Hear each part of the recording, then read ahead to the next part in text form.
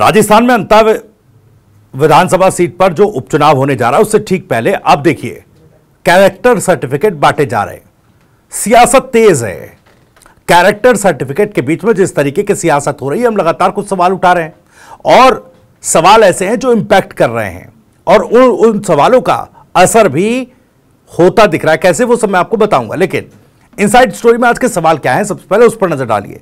आज के सवाल यह है कि भाई अंता में क्या पूरी सियासत चरित्र के इर्द गिर्द आकर टिक गई है, यानी ये उपचुनाव चरित्र की धुरी पर लड़ा जाएगा क्या?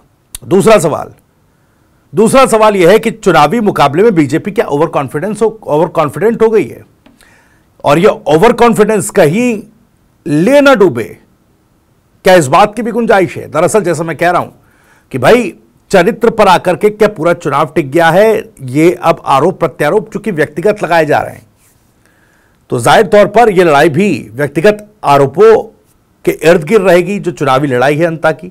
और ऐसे में सवाल यह उठ रहा है कि आखिर इतना व्यक्तिगत होकर के आरोप प्रत्यारोप के बीच जो स्थिति बन रही है वो क्या ओवर कॉन्फिडेंस बीजेपी का शो कर रही है? तीसरा सवाल यह है कि भाई व्यक्तिगत आरोपों से किसको ज्यादा बड़ा डेंट पड़ेगा? शायद तौर पर उपचुनाव में जब फाइट है तो अपनी अपनी नीतियां, अपनी अपनी तमाम चीजें, अपनी अपनी कार्य योजनाएं लेकर जनता के बीच तमाम प्रत्याशी जाएंगे, लेकिन ऐसा होता तो नहीं दिख रहा है। व्यक्तिगत आरोप प्रत्यारोप ज्यादा है तो इसमें सबसे बड़ा डेंट किसको पड़ेगा? और चौथा सवाल यह है कि टीवी9 राजस्थान के सवालों से क्या बीजेपी अब जाग गई है? और ऐसा मैं क्यों कह रहा हूं? दरअसल हम लगातार पिछले कुछ जो हम कार्यक्रम इनसाइड स्टोरी के कर रहे हैं इसमें कुछ सवाल उठा रहे थे अंता उपचुनाव से जुड़े हुए, प्रचार से जुड़े हुए। क्या उन सवालों को लेकर बीजेपी काफी अनकंफर्टेबल हुई? क्या वाकई जो स्थिति थी वो उसी तरीके से हमने जनता के बीच रखी और इस बात को लेकर बीजेपी थोड़ा असहज हुई है और अब थोड़ा सा चेहरे दिखाने की जुगत में लग गई है? तमाम चीजें और तमाम स्थितियां क्या है ये जानने की कोशिश करेंगे। वीडियो में आगे बढ़े उससे पहले आपको बता दूं, राजस्थान की राजनीति, उसके सटीक विश्लेषण और अंदर की खबरें दिखाने वाला स्पेशल शो इनसाइड स्टोरी के साथ मैं हूं भविष्य त्यागी। देखिए, जब हम बात कर रहे हैं अंता में जो पूरा का पूरा चुनाव है चरित्र पर आकर टिक गया है क्या? चरित्र, अब प्रत्याशियों के चरित्र पर सवाल उठाए जा रहे हैं। आपको याद होगा हाल ही में कल की इनसाइड स्टोरी में भी मैंने आपको बताया था किस तरीके से मन्नालाल रावत जो बीजेपी सांसद हैं उन्होंने नरेश मीणा को लेकर कह दिया था कि भाई इस तरह का व्यक्ति जिस तरह का चरित्र जनता स्वीकार नहीं करेगी। वहीं अब बीजेपी के प्रदेश अध्यक्ष मदन राठौर भी कह रहे हैं कि कांग्रेस के प्रत्याशी का चरित्र गड़बड़ है, उन पर कई मामले दर्ज हैं, आपराधिक मामले दर्ज हैं और वो बेल पर बाहर है, जमानत पर बाहर है और हम कोई मुकाबला देख नहीं रहे हैं। बीजेपी इतनी कॉन्फिडेंट खुद को बता रही है कि वो मुकाबला ही नहीं देख रहे हैं। वो कह रहे हैं कि हमारे पार्टी का जो प्रत्याशी है उसका आप चरित्र देख लीजिए, साफ सुथरी छवि है, उस पर कोई आपराधिक मामला दर्ज नहीं है। वो कह रहे हैं यहां पर कोई मुकाबला ही नहीं। मुकाबला इसलिए नहीं क्योंकि एक तो साफ सुथरी छवि का व्यक्ति प्रत्याशी है, दूसरा हमारी सरकार की जो नीतियां हैं ये देख करके अंता की जनता बीजेपी को वोट करेगी। ये बीजेपी का दावा है। हम इसमें सवाल उठा रहे क्या ये ओवर कॉन्फिडेंस है? क्योंकि एक तरफ सोशल फैब्रिक को अंता की देखते हुए यह कह पाना उतना आसान नहीं है कि यहां कोई मुकाबला नहीं है। दरअसल यहां त्रिकोणीय फाइट है मौजूदा समय में नरेश मीणा के होते हुए, और यह त्रिकोणीय फाइट भी नेक टू नेक होगी। हर एक पार्टी के लिए या फिर निर्दलीय कैंडिडेट के लिए भी यह टक्कर बड़ी जबरदस्त होने वाली है। अब ठीक है, हर कोई पार्टी, हर कोई प्रत्याशी, हर कोई नेता अपनी अपनी जीत के दावे, अपनी अपनी पार्टी के जीत के दावे, अपने प्रत्याशियों के जीत के दावे जरूर करता है, लेकिन क्या सतही पॉलिटिक्स को जो फिलहाल ग्राउंड पर जो पॉलिटिक्स है उसको बीजेपी भूल रही है क्या, या उसको अनदेखा कर रही है क्या? और क्या ये कॉन्फिडेंस बीजेपी को ले डूबेगा क्या? देखिए, चरित्र की जब बात हो रही है तो चरित्र की बात जब बीजेपी निर्दलीय प्रत्याशी नरेश मीणा को लेकर भी उठा रही है कि भाई उनका चरित्र स्वीकार नहीं किया जाएगा, अंता में कांग्रेस के प्रत्याशी प्रमोद जैन भाया के चरित्र को लेकर उनको व्यक्तिगत टारगेट कर रही है, तो व्यक्तिगत टारगेट और व्यक्तिगत लड़ाई बना करके क्या बीजेपी ओवर पावर ये चुनाव कर पाएगी? क्या बिना मुद्दों के, बिना नीतियों के, अब ठीक है मदन राठौर कह रहे हैं कि भाई हमारी नीतियां देख लो, लेकिन क्या कोई प्रचारक बीजेपी का अंता में जाकर के उन नीतियों को सामने रख रहा है?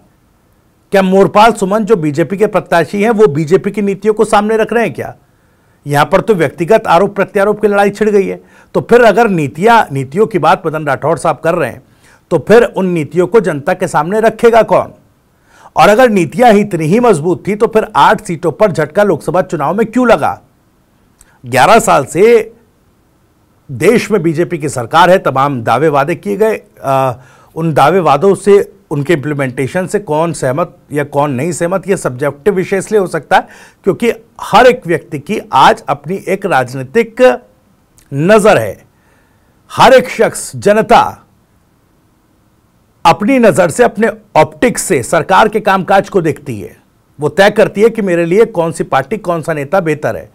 लेकिन सवाल यह है कि 11 साल से केंद्र में, चूंकि ज़्यादा वक्त हो चुका है 11 साल से, उसके बावजूद जब केंद्र में बीजेपी है तो फिर लोकसभा चुनाव में राजस्थान में खास करके बड़ा झटका क्यों लगा था? 8 सीटें क्यों गंवानी पड़ी थी? मैं इसलिए कह रहा हूं, देखिए ठीक है, तीसरी बार भी बीजेपी की सरकार बनी, एनडीए की सरकार केंद्र में बनी, लेकिन सवाल यह है कि राजस्थान का एक सोशल फैब्रिक है जिसमें बीजेपी को झटका लगा है, और वो केवल लोकसभा के चुनाव में नहीं, वो माफ कीजिएगा, केवल लोकसभा के चुनाव में नहीं, जो विधानसभा का चुनाव हुआ, भले बीजेपी ने वो जीता, लेकिन कांग्रेस ने जिस तरीके से लड़ा था सोशल फैब्रिक को, और जिस सोशल फैब्रिक को साधते हुए और उस मजबूती के साथ, 2018 या 2013 वाली स्थिति कांग्रेस की नहीं हुई थी। कांग्रेस 20-21 सीटों पर नहीं सिमट गई थी।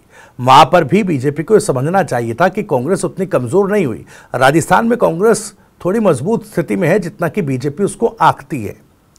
दूसरा, लोकसभा चुनाव का हमने जिक्र किया, 8 सीटों पर झटका था, वो ठीक है, कमबैक उपचुनावों में किया, चूंकि वहां पर भी राजनीतिक पंडितों ने बताया कि बीते जो 5 सीटों पर उपचुनाव हुए, यहां पर कांग्रेस की खुद एक आपसी कलह वाली लड़ाइयां रही उसमें, और थोड़ा सा इग्नोरेंस पार्टी की रही उसमें, उस उपचुनाव में कांग्रेस पार्टी को झटका लगा।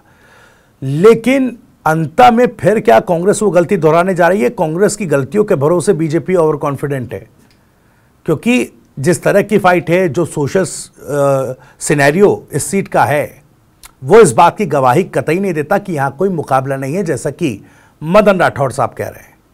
मुकाबला है, तगड़ा मुकाबला है, और फाइट इतनी दिलचस्प होगी कि आखिरी वक्त तक कोई यह तय नहीं कर पाएगा कि आखिर किसका पलड़ा भारी और किसका पलड़ा हल्का है।